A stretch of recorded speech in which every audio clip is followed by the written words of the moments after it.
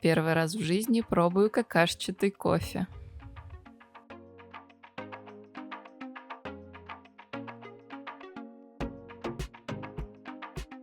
На вкус неплохой кофе.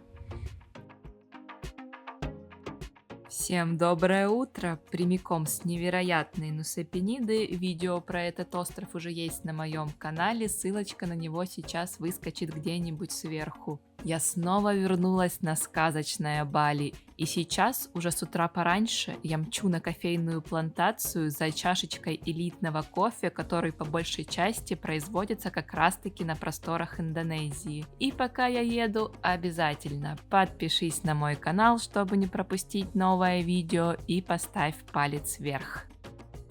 На входе в кофейную плантацию меня встречает местный экскурсовод и какие-то две жуткие твари. Я очень надеюсь, что внутри такое не водится. Пока пробираемся через чащу кофейной плантации, экскурсовод на английском рассказывает, какие же вершки-корешки, травушки-муравушки они здесь выращивают. А вот мы и добрались до кофейных зерен. Очень интересно, почему-то в моей голове я представляла, что они растут как-то по-другому. Но теперь буду знать, на что похоже растущее кофе.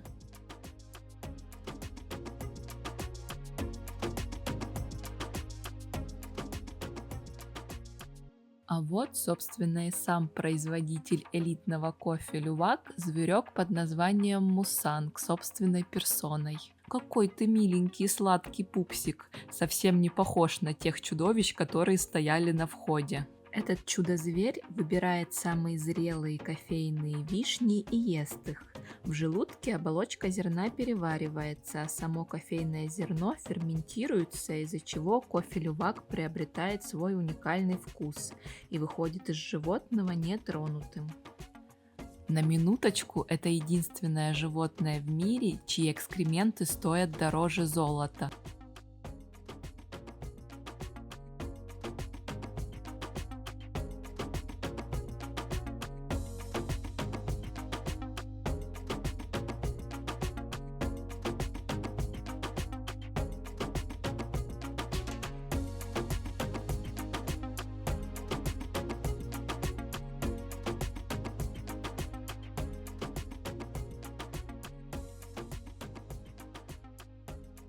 Ну что, настало время дегустации, немножечко страшно, это все-таки кофе из какушат. Ну и как же, собственно, люди додумались-то сварить кофеек из какушек? Произошло это в 18 веке, во времена колониальной Индонезии. В то время кофе был уже популярный, но очень-очень дорогой, и его могли себе позволить только богатые индонезийцы. Местные фермеры, выращивающие кофейные плантации, сами не имели никакого права прикасаться к кофейным зернам. Но, видимо, все-таки попробовать очень-очень хотелось. Однажды один из фермеров заметил, что местный зверек лювак, ну или мусанг, оставляет целые непереваренные кофейные зерна в своем помете. Ну и, собственно, недолго думая, фермер очистил их, обработал и сварил кофеечек. Тогда он вряд ли мог представить, что кофе, который был приготовлен от безысходности, станет элитным напитком, и современные люди будут выкладывать за него достаточно немалые деньги.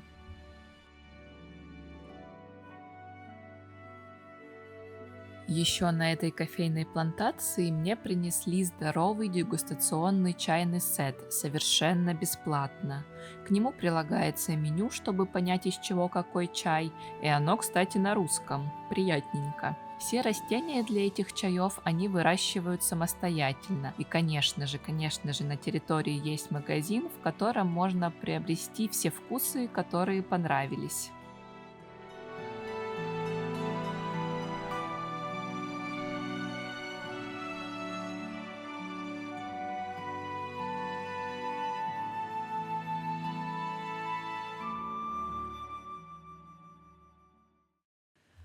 Утренняя кофейно-чайная церемония прошла просто замечательно, так что еду дальше. Кстати, по Бали я тоже передвигаюсь на арендованной машине. И идет эта машина в комплекте с водителем. Супер удобно, учитывая, что погода часто резко меняется, в любой момент может начаться ливень. Так что иметь крышу над головой и хороший климат-контроль весьма комфортно. И следующая моя остановка на удивительных балийских рисовых плантациях.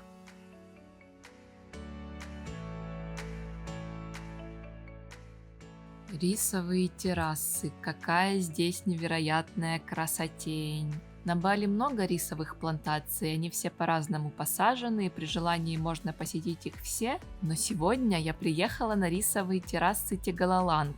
Это лучшее туристическое место и одна из удивительнейших рисовых плантаций для крутых фотосессий. Ну вот, только доехала и собираются тучи, похоже пойдет дождь. Да что ж такое?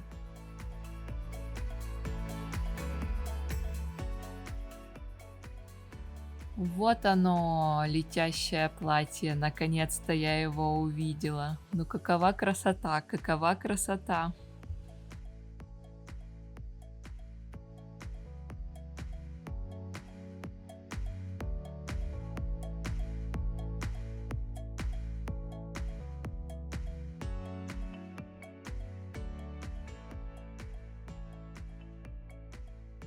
Чем можно себя развлечь на рисовых плантациях? Ну, во-первых, через всю рисовую плантацию проходит канатная дорога. Конечно же, есть гигантские качели, на которых можно хорошенечко так покричать. Куча всевозможных фотозон по мотивам птичьего гнезда. Также есть кафе, где можно попить кофе с видом на террасы. Но я уже сегодня напилась, так что буду просто гулять.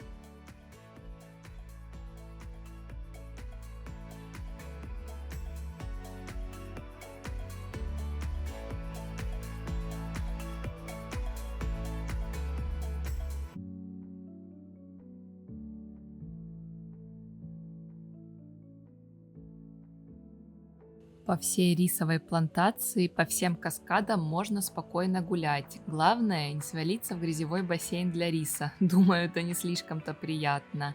Я застала террасу в тот момент, когда только посадили новый рис, и он совсем еще крошечный, поэтому рисовые каскады не такие зеленые и сочные, как могли бы быть, но все равно я в полном восторге от них.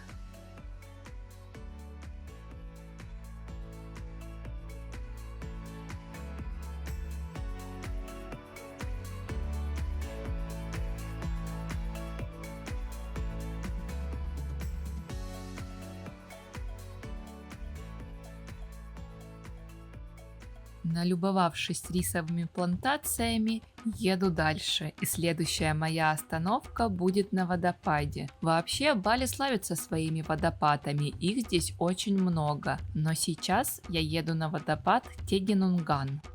Вот я и добралась до этой красоты. Встречайте прекрасные величественные балийские водопады. Таких вы точно нигде больше не увидите. Ладно, ладно, шутка-минутка. Это просто фонтанчики для того, чтобы мыть ноги. И вот вдалеке уже виднеется водопад. Вокруг него построен целый отдыхательный комплекс. Здесь есть кафешка с баром и бассейн. Но до самого водопада еще придется дотопать. А топать к нему, конечно же, придется по лестнице. У Азии почему-то большая любовь к лестницам. Хотя это и неплохо, можно попу хорошо подкачать.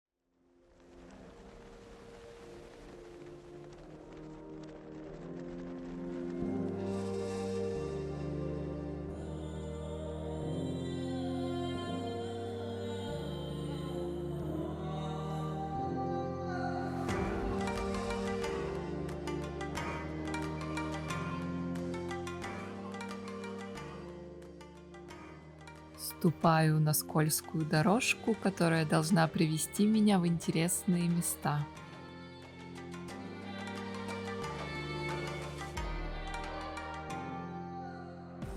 Тут, конечно же, куча фотосессий, все хотят получить крутые фотки.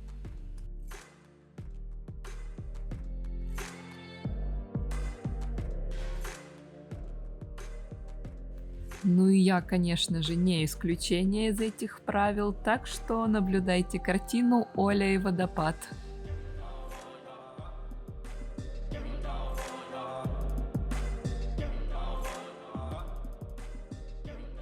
И снова чудная лестница, которая отвела меня к самой макушке водопада.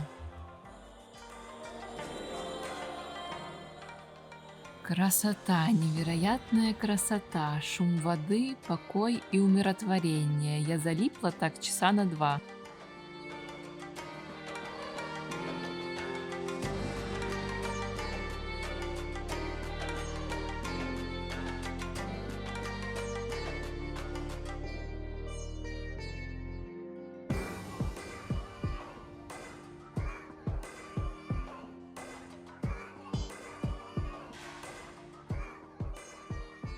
Оказалось, что можно подняться еще выше, аж к самому истоку.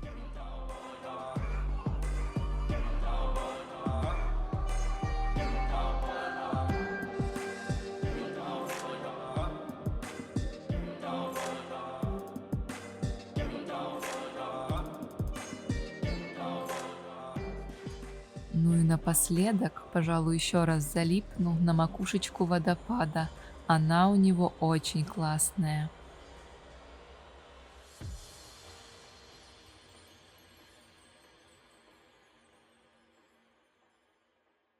Ну что ж, как это не грустно признавать, наступил мой последний балийский день, а точнее даже сказать последние балийские часы. Сегодня днем я покидаю Бали и возвращаюсь назад в Китай. Решила напоследок съездить к океану. Заказала байк-такси, все-таки это очень удобная опция. О ней я рассказываю в своем первом видео про Бали. Ссылочка на это видео сейчас выскочит где-нибудь сверху.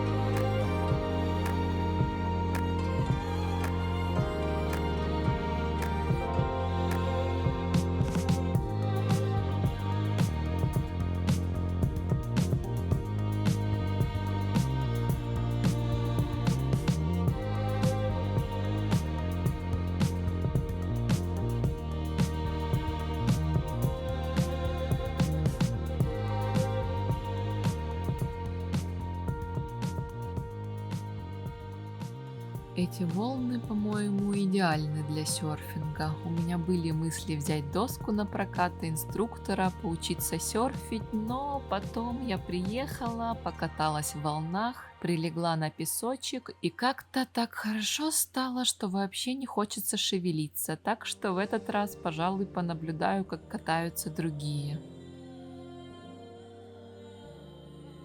Да уж, я, конечно, знатно подкоптилась на балийском солнышке, только посмотрите на цвет моих ног. Особенно эти копченые сосисочки забавно смотрятся на фоне абсолютно белых ступней.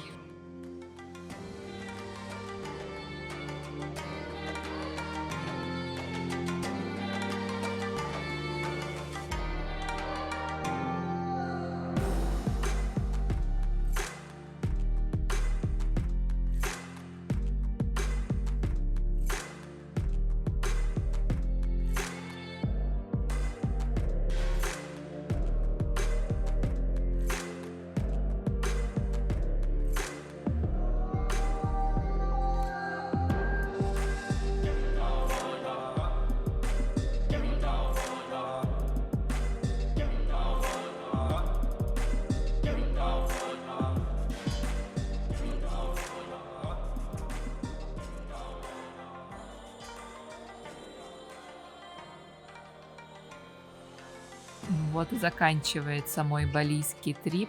От своего путешествия и от самого острова я осталась в полном восторге. Это то место, куда хочется возвращаться, возвращаться и возвращаться. Так что я думаю, это не последняя моя встреча с Бали. Хоть мое путешествие и было весьма насыщенное, я столько всего еще не успела посмотреть, поэтому я не прощаюсь с Бали. Как-нибудь обязательно вернусь. Так что подпишись на мой канал, чтобы не пропустить новое видео, и обязательно поставь палец вверх.